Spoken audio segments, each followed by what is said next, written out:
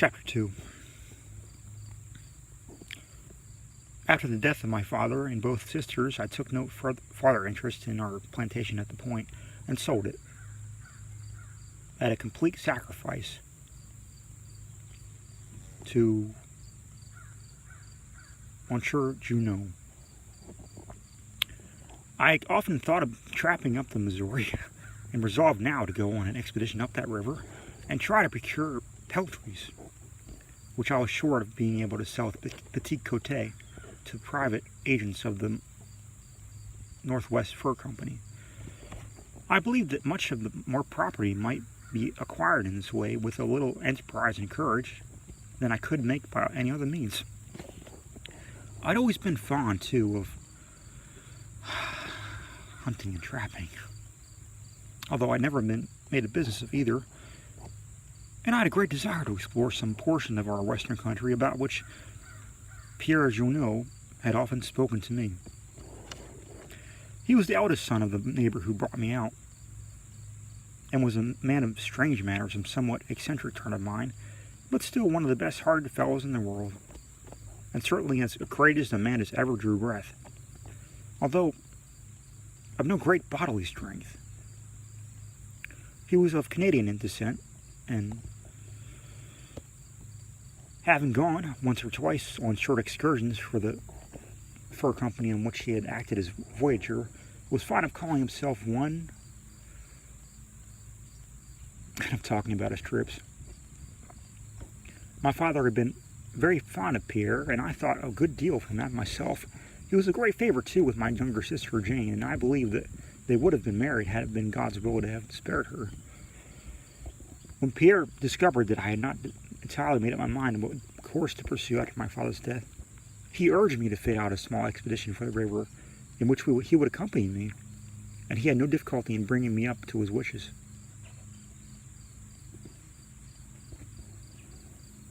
Over to his wishes. We agreed to push up the Missouri as long as we found it possible, hunting and trapping as we went, and not to return until we had secured as many peltries as would be a fortune for us both. His father made no objection and gave us about $300. We proceeded to Petit Cote for the purpose of getting our equipments and raising as many men as we could for the voyage. Petit Cote, now St. Charles, is a small place on the north bank of the Missouri, about 20 miles from its junction with the Mississippi. It lies at the foot of a range of low hills, and upon a sort of ledge, high enough above the river to be out of reach of the June freshets.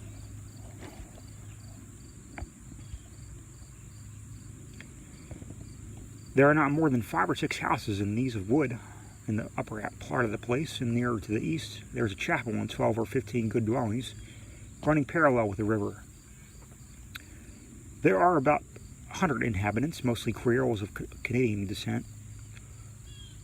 They are extremely indolent and make no attempt at cultivating the country around them, which is a rich soil, except now and then, when little is done in the way of gardening. They live principally by hunting and trading with the Indians for peltries, which they sell again to the Northwest Company's agents. We expected to meet them with no difficulty here in getting recruits for our journey, our equipments. But we're disappointed in both particulars, for the place was too poor in every respect to furnish all that we wanted, so as to render our voyage safe and efficient. We designed to pass through the heart of a country infested with Indian tribes, of whom we knew nothing except by vague report, and whom we had every reason to believe ferocious and treacherous.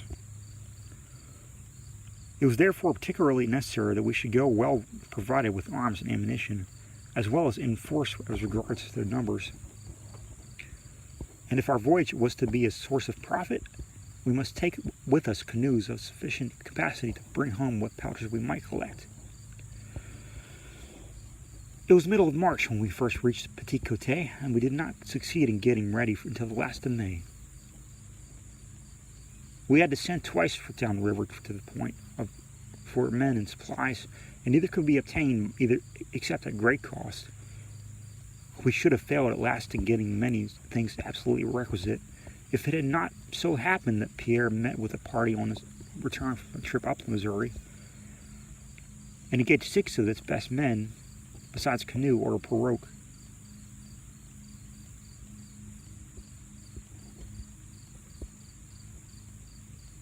Purchasing at the same time most of the surplus stores and ammunition. This season will enable us to get fairly ready for the voyage before the 1st of June. On the 3rd of this month, 1791, we bid adieu to our friends at Petit Côté, and had all been on short excursions up the river. They were good boatmen and excellent companions, as far as singing French songs went and drinking, at which they were preeminent. Although in truth it was a rare thing to see any of them so far for the worse for liquor as to be incapable of attending to duty. They were always in good humor and always ready to work. But as hunters, I did not think them worth much, And as fighting men, I soon discovered they were not to be depended upon. There were 2 of these 5 Canadians who engaged to act as interpreters for the first 500 or 600 miles of the river, should we proceed that far, and then we hoped to procure an Indian occasionally to interpret should it be necessary, but we have resolved to avoid, as far as possible, any meetings with the Indians, and rather to trap ourselves than run the great risk of trading. With so small a party as we numbered, it was our policy to proceed with the greatest caution and to expose ourselves to notice only when we could not avoid it. The 6 men whom Pierre had engaged from aboard the return Mississippi boat were as different a set from the Canadians as well as could be imagined. 5 of them were brothers by the name of Greeley, John, Robert, Meredith, Frank, and Poindexter, and bolder or finer looking persons it wouldn't have been difficult to find. John Greeley was the eldest and stoutest of the 5, and had the reputation of being the strongest man, as well as the best shot in Kentucky, from which state they all came. He was full 6 feet in height and most extraordinary breadth across the shoulders, with large, strongly knit limbs. Like most men of great physical strength, he was exceedingly good-tempered, and on this account was greatly beloved by us all. The other 4 brothers were all strong, well-built men, too, although not to be compared with John. Poindexter was as tall, but not very gaunt, and was of a singularly fierce appearance, but, like his elder brother, he was of peaceful demeanor. All of them were experienced hunters and capital shots. They gladly accepted Pierre's offer to go with us, and we made an arrangement with them to ensure them to an equal share of Pierre and myself in the profits of the enterprise. That is to say, we divided the proceeds into 3 parts, one of which was to be mine, one Pierre's, and one shared among the 5 brothers. The 6th man whom we enlisted was from the turboat was also a good recruit. His name was Alexander Wormley, a Virginian, and a very strange character. He had originally been a preacher of the gospel and had afterwards fancied himself a prophet, going about the country with a long beard and hair, and in his bare feet, haranguing everyone he met. This hallucination was now diverted into another channel, and he thought of nothing else than of finding gold mines in some of the fastnesses of the country. Upon the subject, he was as entirely mad as any man could well be, but upon all others he was remarkably sensible and even acute. He was a good boatman and a good hunter, and as brave a fellow as ever stepped, besides being of great bodily strength and swiftness of foot. I counted much upon this recruit, I counted of his enthusiastic character, and in the end I was not deceived, as it will appear. Our other 2 recruits were a Negro belonging to Pierre Junot, named Toby, and a stranger whom we had picked up in the woods near Mills Point, and who joined us our expedition upon the instant as soon as we mentioned our design. His name was Andrew Thornton, also Virginian, and I believe of excellent family, belonging to the Thorntons of the northern part of the state. He had been from Virginia about 3 years, during the whole of which time he had been rambling about the western country, with no other companion than a large dog of a Newfoundland species.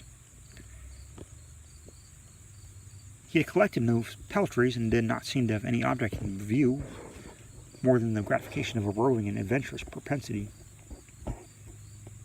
He frequently amused us when we were sitting around our campfires at night with the relation of his adventures and hardships in the wilderness, recounting them with a straightforward earnestness which left us no room to doubt their truth, although, indeed, many of them had a marvelous air. Experience afterwards taught us that the dangers and difficulties of the solitary hunter can scarcely be exaggerated, and that the real task is to depict them to the hearer in sufficiently distinct colors. I took a great liking to Thornton from the first hour in which I saw him. I have only said a few words respecting Toby, but he was not the least important personage of our party. He had been in Monsieur Junot's old family,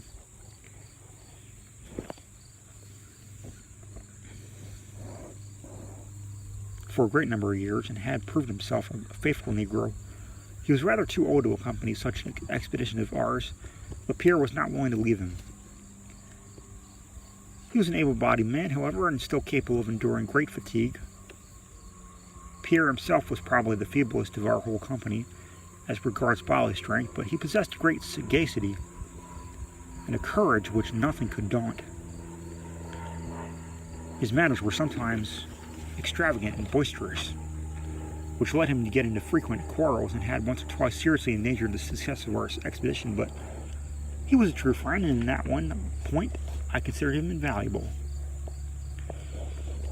I have now given a brief account of all of our party. It was when we left Petit Côté. Editor's footnote. Mr. Rodman has not given any description of himself, and the account of his party is by no means complete without a portraiture of its leader. He was about 25 years of age, says Mr. James Rodman in the memorandum now before us, when he started up the river. He was a remarkably vigorous and active man, but short in stature, not being more than 5 feet 3 or 4 inches high, strongly built, with legs somewhat bowed. His physiognomy was of a Jewish cast, his lips thin, and his complexion saturnine. To carry ourselves and our accoutrements, as well as to bring home what peltries might be obtained, we had 2 large boats. The smallest of these was a pirogue made of birch bark, sewed together with the fibers of the root of the spruce tree, the seams of the paid with pine resin, and the whole so light that 6 men could carry it with ease. It was 20 feet long. It could be rowed with from 4 to 12 oars, drawing about 18 inches water when loaded to the gunwale, and when empty, not more than 10. The other was a keel boat, which we had made at Petit Côté, the canoe having been purchased by Pierre from the Mississippi party.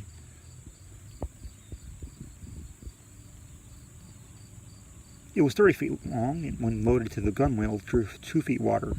It had a deck for 20 feet of its length forward, forming a cuddy cabin with a strong door, and of sufficient dimensions to contain our whole party with close crowding, as the boat was very broad. This part of it was bulletproof, being wadded with oakum between 2 coatings of oak plank, and in several positions we had small holes bored, through which we could have fired upon an enemy in case of attack, as well as observe their movements. These holes at the same time gave us air and light when we closed the door, and we had secure plugs to fit them when necessary. The remaining 10 feet of the length was open, and here we could use as many as 6 oars. But our main dependence was upon poles which we employed by walking along the deck. We had also a short mast easily shipped and unshipped, which was stepped about 7 feet from the bow.